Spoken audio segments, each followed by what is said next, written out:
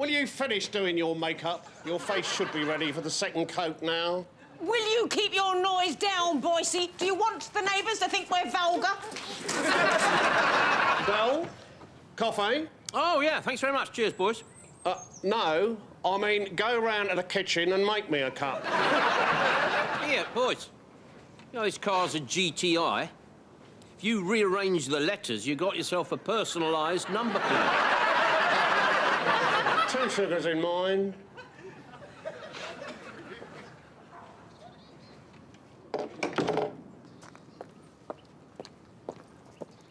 Good afternoon. Oh, afternoon. Have Mr. and Mrs. Boyce moved? No. No, they're in prison. Yeah, I'm just searching the house, you know.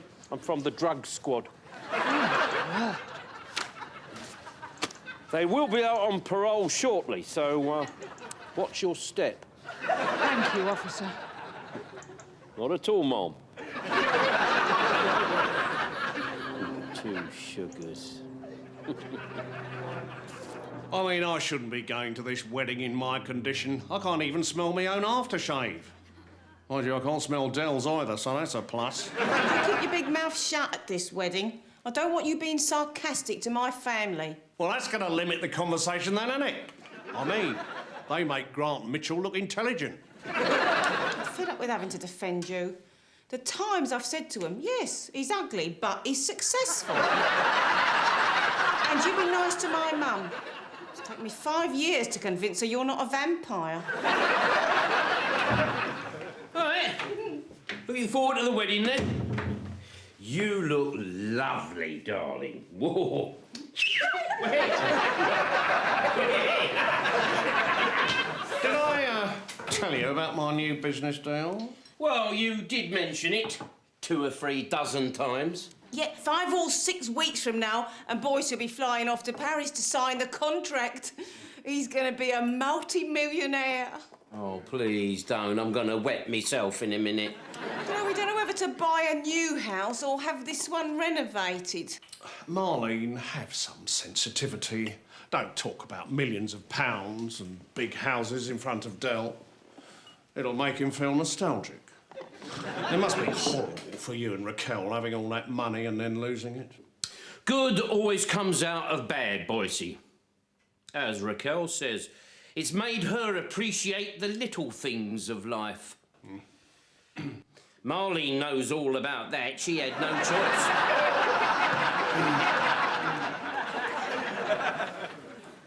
When the contract's signed, Dell, I'd like us two to get together for a little chat.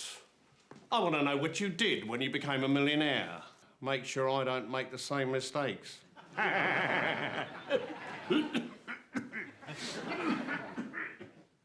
Marlene, where's my hair gel? Wherever you left it. Oh.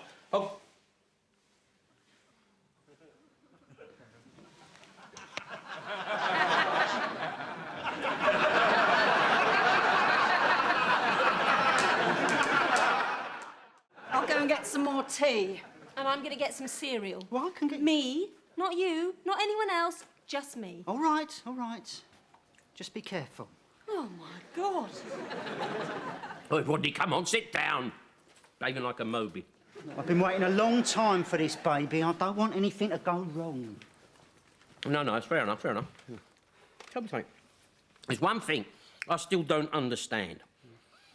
A year ago, you and Cassandra were really trying for this baby, weren't you? I mean, you was at it like a pair of goats. I remember that you became so pale you had to have your passport photo redone. Derek, will you stop discussing my private life in front of Damien? Yes, all right, sorry. Anyway, when nothing happened, she sent you up to Harley Street, eh? To have a little test on all your old, on your... Yeah, I know.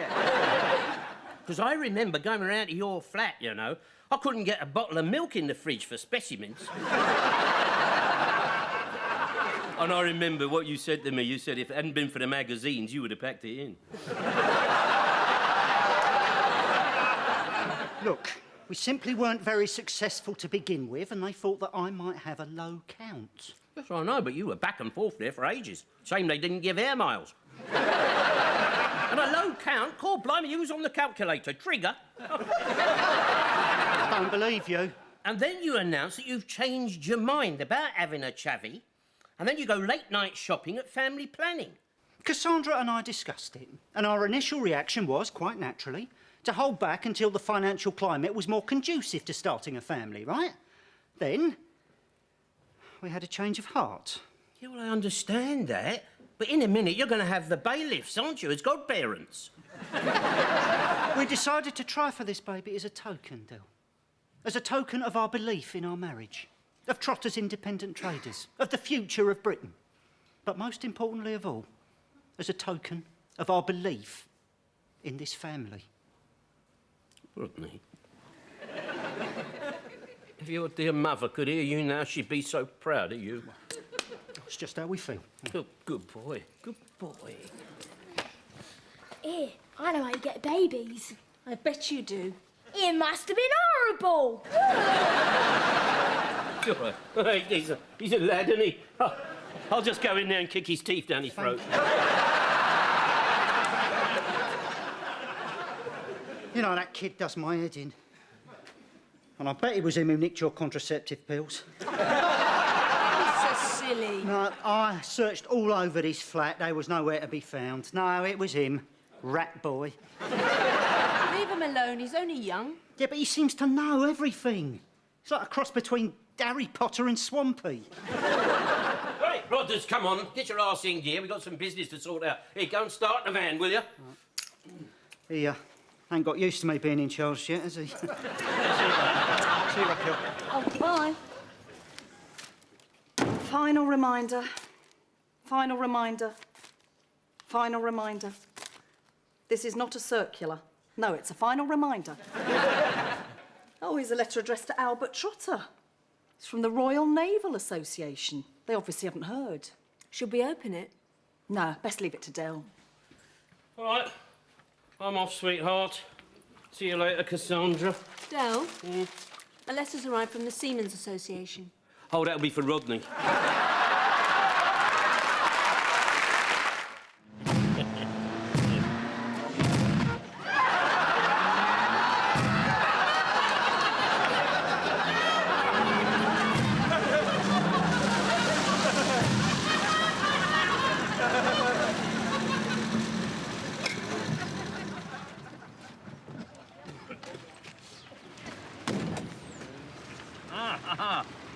Au revoir.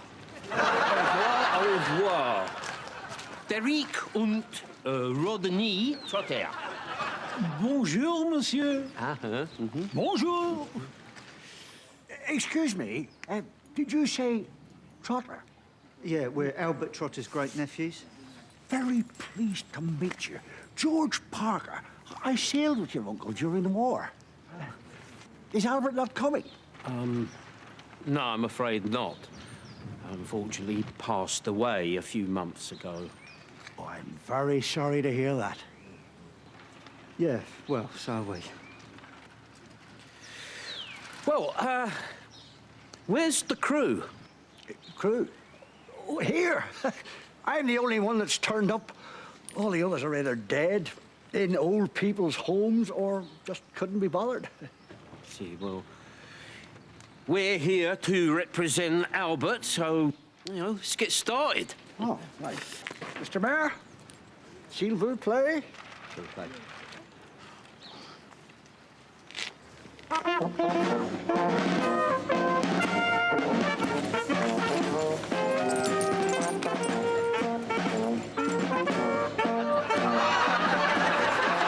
Wearing Albert's medals. Yes, with pride. Come on, Rodney, show some decorum. They're playing the American anthem.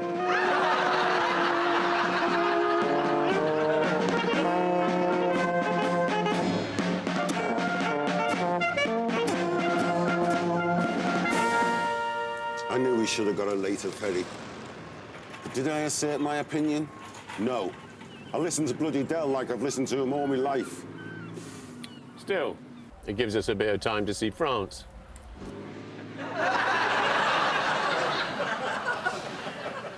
sudden hours to kill.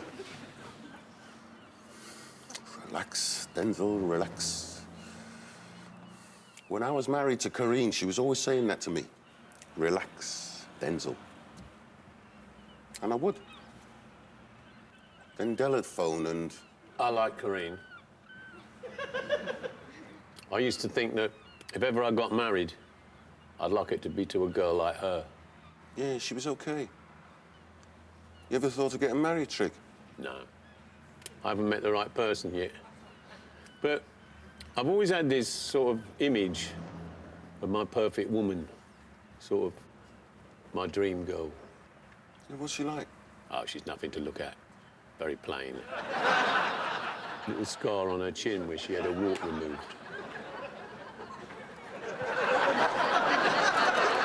Want a jelly, baby?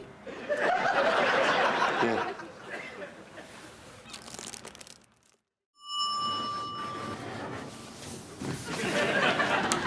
So what are we going to say? I don't know. I do not know. We're just going to have to play it by ear. All I know is we've got to get him pugged away somewhere. Come on. Yakina edge of the penalty area, back towards... was that closer? Look who we bumped into. Yeah. He was just walking past. Aren't you going to introduce us? Yes, of course. This is Raquel, who is my significant other. This is Cassandra, who is Rodney's wife. And this is Damien, who is my son. And this is Rodney's friend. Yes, this is my friend. Does he have a name? You don't be silly. Of course he has a name. Well, of course. Of course he has a name. Well? Is that my name? His name is Gary. Yes, this is Gary. Good old Gary. Nice to meet you, Gary. Hi, Gary. He's a little, he's a little bit shy. He probably wants to sit down. Rodney, help him sit down. Gary, sit down. Sit down, good boy. There he is. Look, he's sitting, look. Like that. There you go. Where do you know him from? Who, Gary? Yeah. It was from Rodney's evening school. Yes, from my evening school. But I was at your evening school. That's where we met. I don't remember Gary. No, this is another evening school. Yeah. When did you go there, then? One evening. Would you like something to drink, Gary? Gary? Gary?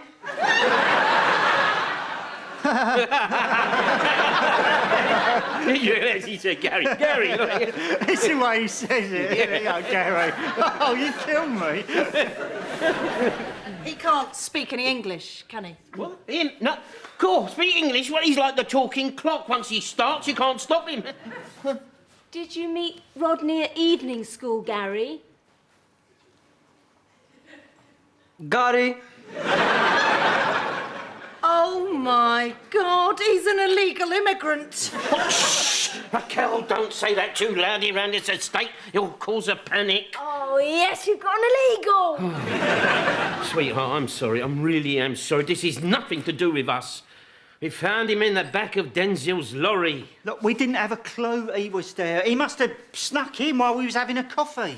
Well, what are you planning to do with him? I don't know. Well, he can't stay here. Well, where's he going to go? Well, what are you suggesting we do? Just sit him down to watch the football? Well, we can't just chuck him out on this estate, Raquel. He'll be a crack addict by the second half. What I think we might have to do... No,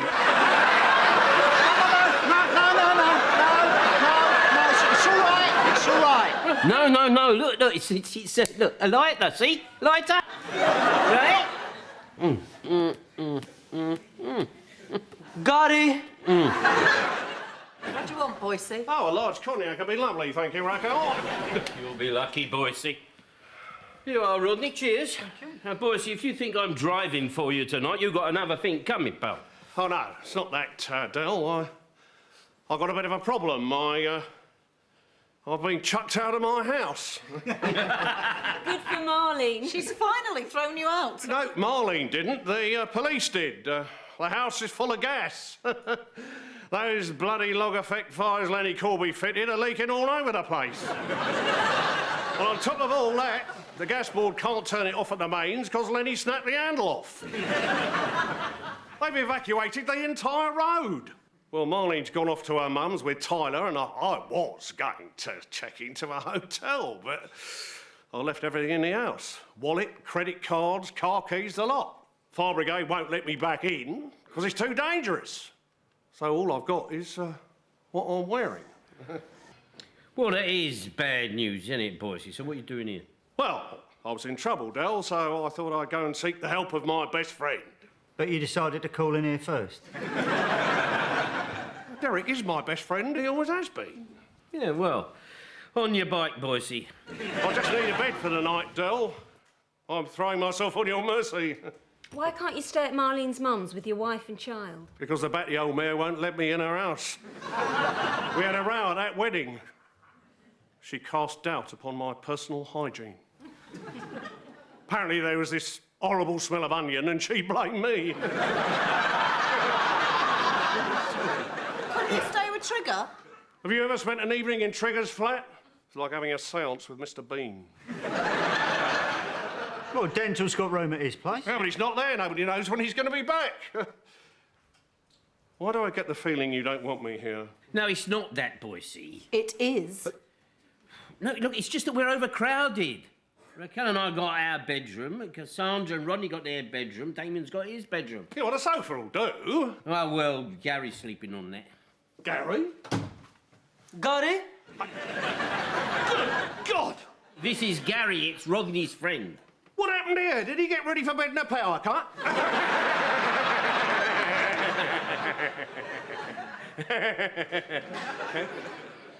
They're your pyjamas and dressing gown, aren't they? You got it in one. Yeah, I should have realised it. Who else could combine lime green and fire engine red and make it work?